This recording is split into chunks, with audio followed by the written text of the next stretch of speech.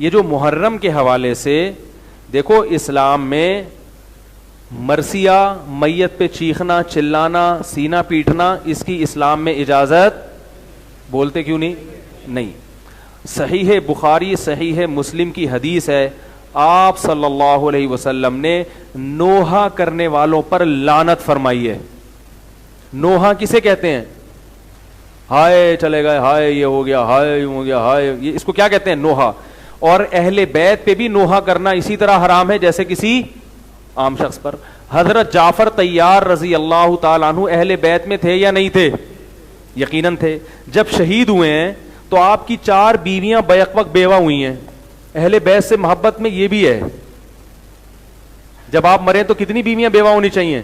4. یہ اہل بیت کی محبت کا ایک یہ بھی انداز ہے. ان کی 4 شادیاں ہوتی تھیں اہل بیت کی، ٹھیک ہے نا. تو حضرت جعفر طیار جب شہید ہوئے ہیں تو کتنی بیویاں بیوہ ہوئی ہیں؟ 4. ان کے چیخنے کی، رونے کی آواز آئی. نبی صلی اللہ علیہ وسلم نے اتنی سخت وعید فرمائی. پہلے فرمایا کہ آرام سے، جب باز نہیں آئے تو فرمایا ان کے منہ پہ کیا پھینکو؟ خاک پھینکو جا کے. حالانکہ وہ جعفر طیار کیا تھے؟ نبی کے سگے چچا کے بیٹے، اہل بیت میں سے تھے، بڑے فضائل ہیں ان کے، اور جوان شہید ہوئے ہیں. تو یاد رکھو، ہم حضرت حسین اور حضرت حسن سے محبت اپنے ایمان کا جز سمجھتے ہیں، مگر ان سے محبت کا اظہار اس طریقے سے کریں گے جس طرح سے محمد صلی اللہ علیہ وسلم نے بتایا اور جس طرح اہل بیت کی سیرت ہے. سمجھ رہے ہیں بات کو کہ نہیں سمجھ رہے؟ تو محرم میں مرثیے لگانا، ہائے ہوئے، چیخنا چلانا، یہ ہمارا مذہب نہیں ہے، اس سے ایوائڈ کریں. رکشے والوں نے بھی وہ مرثیے لگائے ہوئے ہوتے ہیں، بس والوں نے بھی لگائے ہوئے ہوتے ہیں، ہر جگہ لگے ہوئے ہیں. بہت افسوس کی بات ہے، مسلمان کو اس سے اجتناب کرنا چاہیے. رہا مسئلہ شیعہ حضرات کا، تو بھائی ان کا مسلک ہے، ان کو کرنے دیں، ان سے نہ الجھیں. بحث کسی سے کرنے کی ضرورت نہیں ہے. آپ نہ لگائیں رکشے میں، کوئی شیعہ ہے وہ لگا لے، بس ٹھیک ہے، وہ ان کا مذہب ہے. میں نے پچھلے سال بھی یہ بات کہی تھی کہ ان کو نہ چھیڑیں، تو کسی نے کہا مفتی صاحب اب تھوڑے سے ڈرپوک ہو گئے ہیں. مفتی صاحب کیا ہو گئے ہیں؟ یعنی ان کا مطلب تھا میں یہ کہوں کہ جو مرثیہ لگا رہا ہے جا کے اس کو گریبان سے پکڑو اور 2-3 مکے لگا کے بند کراؤ. تو یہ بہادری کی کیا ہے؟ وہ بہادری جو افورڈ کر سکو نا وہ اچھی ہوتی ہے. ٹھیک ہے نا. باتیں بہادری کی کرنا بہت آسان ہے، اور پریکٹیکلی جب کسی کام کو کیا جاتا ہے تو اس کو دیکھ کے فیصلہ کرنا بہت مشکل ہے. ملک ہمارا بدامنی کا متحمل بولو بھائی نہیں ہے. ماضی قریب میں دیکھو شیعہ سنی لڑائیوں سے کسی کو فائدہ نہیں ہوا، دونوں طبقوں کو کیا ہوا ہے؟ نقصان ہوا ہے. کتنے علماء شہید ہو گئے، بڑے بڑے ہمارے بزرگان دین، حاصل کچھ بھی نہیں نکلا. ان کے لوگ بھی قتل، ہمارے بھی قتل، نتیجہ وہی کا وہی ہے. تو ڈنڈا چلانا یہ اتھارٹی کس کے پاس ہے؟ پولیس کے پاس ہے، فوج کے پاس ہے. پبلک کے پاس ڈنڈے کی اتھارٹی بولو نا بھائی نہیں ہے. ہم اپنا نظریہ اعتدال کے ساتھ بیان کر سکتے ہیں، کسی کو گن پوائنٹ پہ ہم چینج نہیں کر سکتے. لیکن میں یہ کہہ رہا ہوں کہ آپ اپنے بارے میں یہ فیصلہ کرو کہ ہم سنی ہیں یا شیعہ ہیں. شیعہ میں بھی جو سمجھدار قسم کے تھوڑے سے ہیں نا، وہ بھی اس چیز کو نہیں مانتے. یہ ماتم شاتم اور یہ وہ بھی نہیں مانتے. ایران میں نہیں ہوتا یہ، اس طرح کے روڈ پہ جلسے نہیں ہوتے ایران میں اس طرح کے ماتم کے. تو ہم اپنے مسلک کو تو ڈیفائن کریں گے نا بھائی، ہم اہل سنت. سوال پیدا ہوتا ہے اسلام میں تو فرقہ واریت نہیں ہے، تو یہ اہل سنت اور شیعہ کا کیا فرق آ گیا؟ بات یہ ہے کہ ہمارا یہ مسلک ہے، ہم قرآن و سنت کی وہ تشریح معتبر مانتے ہیں جس پہ صحابہ چلے، اور شیعہ حضرات صحابہ کو فالو نہیں کرتے. یہ بڑا اختلاف ہے ہمارا اور ان کا. اور صحابہ میں بھی ہم سب سے پہلے کس کو ترجیح دیتے ہیں؟ خلفائے راشدین کو. صحیح بخاری کی حدیث ہے، علیکم بسنتی وسنت الخلفاء الراشدین المہدیین، میری اور خلفائے راشدین کی سنت کو لازم پکڑو. ہم حضرت علی سے بھی محبت ایمان کا جز سمجھتے ہیں، ابو بکر، عمر، عثمان رضی اللہ عنہ سے بھی محبت کو ایمان کا حصہ سمجھتے ہیں. جبکہ شیعہ حضرات میں میجورٹی، سب کی بات نہیں کر رہا، میجورٹی صرف حضرت علی کو مانتی ہے، باقی صحابہ کو نہیں مانتی. حضرت ابو بکر، عمر، میجورٹی، سب کی بات نہیں کر رہا. بہت سے شیعہ مانتے بھی ہیں، یاد رکھو. سب کو ایک لاٹھی سے ہانکا مت کرو. تو باقی میں کبھی کبھار فیس بک پہ نا، میرے پیج پہ لوگ شیعہ کے جو ذاکرین ہیں ان کی اسپیچز شیئر کرتے ہیں. تو جب میں رات کو کبھی جیسے میرا دماغ چلنا شروع ہو گیا نا، تو پھر میں تھوڑی ادھر ادھر کی اسپیچز سنتا ہوں تاکہ میری سوچ دوسری طرف, تو وہ میں پھر جو بھی آ رہا ہے سن لیتا ہوں. کبھی کبھار جناب مولانا الیاس قادری صاحب کے بھی میں پروگرام دیکھتا ہوں کہ آج ان کا نیا کیا آیا ہے, یعنی سمجھ رہے ہیں نا, تو مختلف قسم کی چیزیں آئی ہوئی ہوتی ہیں, تو ایک اچھا سا محسوس سا ہوتا ہے بس یار مزہ آیا بس, ٹھیک ہے نا. تو اسی طرح وہ شیعہ لوگوں کی بھی, تو وہ عجیب عجیب پتہ نہیں کیا ان کی تقریریں ہوتی ہیں, عجیب سے اسٹائل ہوتے ہیں. تو میں جو شیعہ حضرات میں جو سمجھدار لوگ ہیں ان سے کہتا ہوں دیکھو کہ آپ کو اپنے مذہبی رہنماؤں میں کوئی سمجھدار آدمی ملے تو اس کو فالو کرو. یہ کیا کن لوگوں کی تقریریں آپ سن رہے ہو؟ فیس بک پہ جو شیئرنگ ہو رہی ہے جذبات سے ہٹ کے کبھی ان کی اسپیچز میں غور کیا کرو, یہ کیا باتیں کر رہے ہیں؟ یہ تو فضول, نہ روایتوں کا کوئی سر نہ کوئی پیر, ایسے من گھڑت قصے, یہ تو بیٹھ کے بناتے چلے جاؤ پھینکتے چلے جاؤ. وہ ہمارے استاد تھے نا ایک, وہ جو جنہوں نے مجھے کہا نا یہ ہائیڈروجن ڈائی آکسائڈ لکھ کے لاؤ, یہ لکھ کے لاؤ, وہ لکھ کے لاؤ, انہی استاد کی بات کر رہا ہوں. اللہ تعالیٰ اگر وہ زندہ ہیں تو ان کو عمر میں برکت دے, اگر دنیا سے جا چکے ہیں اللہ ان کی مغفرت ہو, پتہ نہیں کہاں چلے گئے وہ.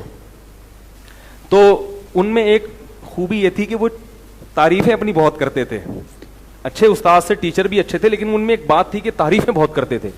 تو جب پہلے دن انہوں نے اپنی تعریف کی, ہم نے سنی کہ بھائی ماشاء اللہ بہت اچھے استاد ہیں. اگلے دن آئے, بہت تعریفیں کی. جب ایک ہفتہ ہو گیا ہم نے کہا یہ تو کچھ زیادہ ہی ہو گیا, یہ تو ڈاکٹر عبد القدیر خان کو بھی انہوں نے پیچھے چھوڑ دیا ہے. تو پھر طلبہ تو کسی کو نہیں چھوڑتے, اسکولوں کے جو اسٹوڈنٹ ہیں نا بڑے ہوشیار ہوتے ہیں.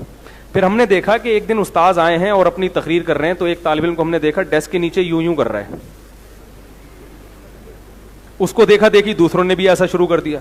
میں نے کہا یہ کیا ہو رہا ہے؟ انہوں نے کہا یہ چھوڑ رہے ہیں, ہم لپیٹ رہے ہیں. جیسے وہ پتنگ کا مانجا لپیٹا جاتا ہے نا, بھائی پتنگ کا مانجا ایسے لپیٹتے ہیں نا. کہا یہ لمبی لمبی کیا کر رہے ہیں استاذ محترم, چھوڑ رہے ہیں. اور ہم کیا کر رہے ہیں؟ کہہ رہے ہیں ہم ایک ہفتہ ان کی تعریفیں سن سن کے تھک گئے ہیں, اب ہم نے لپیٹنے کا کام کہ یار یہ سنبھل نہیں رہی. تو وہ جو ذاکرین کی اسپیچز جو فیس بک پہ شیئر ہو رہی ہیں, ہو سکتا ہے ان میں کوئی سمجھدار بھی ہوتے ہوں جو ہم تک نہیں پہنچتے, لیکن جو آج کل جو اسپیچز ذاکرین کی آ رہی ہیں ان کو دیکھ کے مجھے یہی خیال آتا ہے کہ یار یہ چھوڑ رہا ہے اور آپ نے کیا کرنا ہے؟ لپیٹنا ہے. تو وہ جو سامنے بیٹھے ہوئے ہیں پتہ نہیں کیا کر رہے ہیں بیٹھ کے یار, وہ ایک نعرے اور نہ سر نہ پیر. تو مجھے حیرانگی ہوتی ہے یار, ان میں بھی کچھ پڑھے لکھے لوگ ہوتے ہوں گے, ان کو اشکال نہیں ہوتا کہ یہ کیا کر رہے ہو. ہم ممبر پہ کوئی تھوڑی سی ٹیڑھی میڑھی بات کر دینا, فوراً فیس بک یوٹیوب پہ عجیب عجیب کمنٹس آتے ہیں. اور اچھی بات ہے اگر ہم غلط بات کریں تو کمنٹس آنے چاہیے تاکہ ہمیں بھی تو کوئی سیدھا کرنے والا ہو.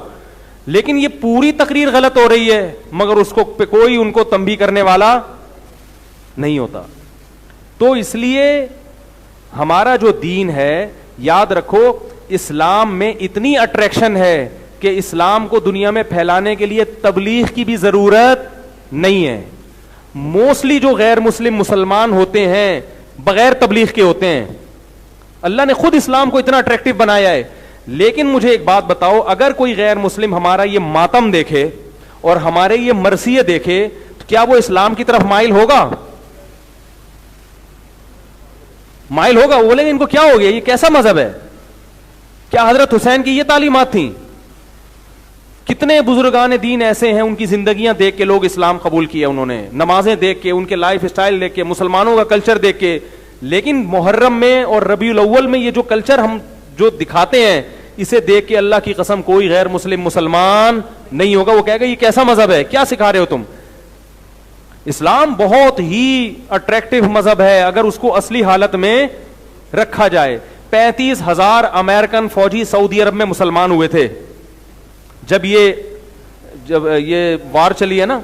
تو ہمارے ایک استاد سے میں نے ان سے پوچھا کہ ان کی بڑی معلومات تھی. میں نے کہا یہ جو 35,000 امریکی فوجی مسلمان ہوئے ہیں سعودی عرب میں, یہ کس کی تبلیغ سے؟ انہوں نے کہا کسی کی بھی نہیں. ان کو اسلام کو اب پڑھنے کا موقع ملا ہے سعودی عرب آنے کے بعد, کیونکہ سعودی عرب آئے تو انہوں نے کچھ وہاں دیکھا سسٹم, تو ان کو اسلام کو جب انہوں نے خود پڑھا تو خود ان کو اتنا اچھا لگا, کیا ہو گئے. لیکن اگر وہ یہ پڑھیں گے یہ کالے کپڑے اور ماتم اور چھری اور چاقو اور دیگیں حلیم کی, یہ اسلام نہیں ہے میرے بھائی, یہ اسلام نہیں ہے. تو اس لیے پھر بھی میں کہتا ہوں جو کر رہا ہے ان کا مسلک ہے, ان کو کرنے دو. محبت سے اگر کسی کو سمجھا سکتے ہو تو سمجھا دو, خود اللہ کا واسطہ ان چیزوں میں نہ پڑو. ہمارے مذہب میں کوئی مہینہ منحوس نہیں ہے. اگر ہم کہتے ہیں اہل بیت پر ظلم ہوا اس مہینے میں, تو اہل بیت کی تاریخ اٹھا کے دیکھو گے تو کسی اہل بیت پر سفر میں ظلم ہوا, کسی پر ربیع الاول میں ظلم ہوا, کسی پر ربیع الثانی میں ہوا. پورے سال کسی نہ کسی پہ ظلم اور کسی نہ کسی عدل ہوتا رہے. کوئی ایک تاریخ بھی اسلامی تاریخ میں ایسی نہیں ہے جو بچی ہوئی ہو. تو کب تک مناتے رہو گے؟ کس کس کا دن منا؟ حضرت حسن کو جو زہر دیا گیا, کیا یہ ظلم نہیں تھا؟ تو وہ دن بھی پھر نحوست کا منانا چاہیے. اور انبیاء کو شہید کیا گیا ہے بہت سارے دنوں میں, پیغمبروں کو شہید کیا گیا ہے. تو یہ ساری چیزیں غیر مسلموں سے آ رہی ہیں. ہمیں ان چیزوں سے کیا کرنا ہے؟ ربیع الاول میں بھی ہمیں شریفانہ طریقے سے زندگی گزارنی ہے.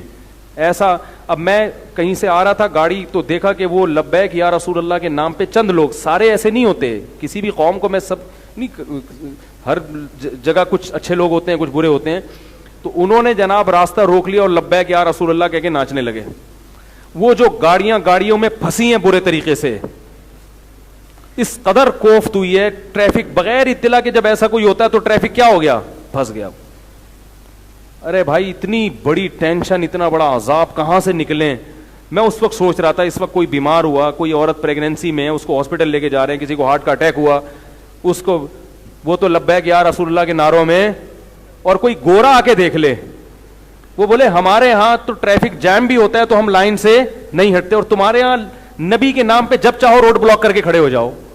تو اسلام تو میرے بھائی مینجمنٹ سکھاتا ہے.